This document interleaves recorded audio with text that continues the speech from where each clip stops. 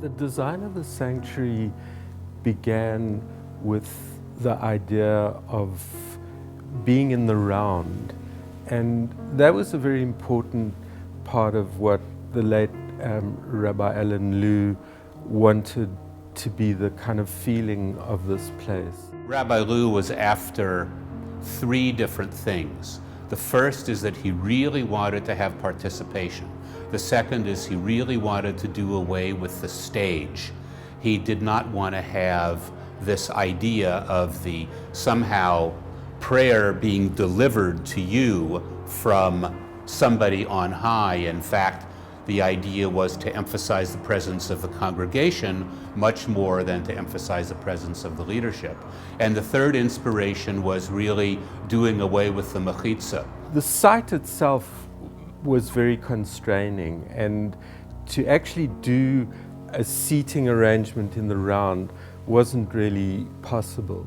So after thinking about it a lot, I realized that it was possible to create this feeling of the round by doing it in section as a sort of vertical plane, and to create the same kind of feeling of centered intimacy and the sort of concept of in the round in a different form. The other thing that was very important for us was the creation of a new contemporary type of sanctuary that eliminated the sort of separation that the balcony as a historic kind of division between men and women represented.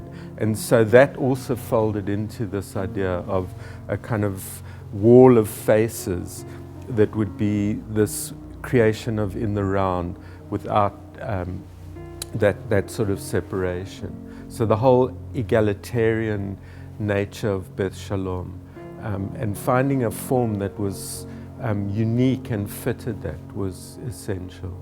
When you enter the space, you come in from the street, you're on the ground floor. You have the secular functions of the synagogue, the offices, the kitchen are on the ground floor. You come up the stairs and you move into the holy space by coming up the stairs and turning and then walking in again towards the east. When you walk into the sanctuary, you're there facing the east, and you've gone through this transition from the secular to the holy. In this particular sanctuary, the connections are all made with light. So all of the elements of shelter, the roof and the walls, are pulled apart and then joined by light. And then in the pulling apart, there are a series of beams which actually cast shadows, which are a menorah. And so as you sit in the space and through the service, the space is animated by this shadow menorah. So the decoration is actually a decoration of light. The chapel is, in a way, the kind of foundation of the community. It's where the older people come every day to pray. It's, in a sense, the place where the continuity of the congregation is sort of cemented. So the idea was to take this part of the original building and to reinvigorate it in a new life in the Beit Midrash or chapel. And the windows themselves were beautiful, but they had a sort of fragmented presence in the old building because they were quite spread apart. And what I wanted to do was to actually intensify them. So we took them apart and put them all together, and they became, in a way, a lot more powerful as the walls of this Beit Midrash than they had been in the original building. The key idea in the design of the space is that it's not the space that generates holiness. It's the inhabitants of the space who generate holiness.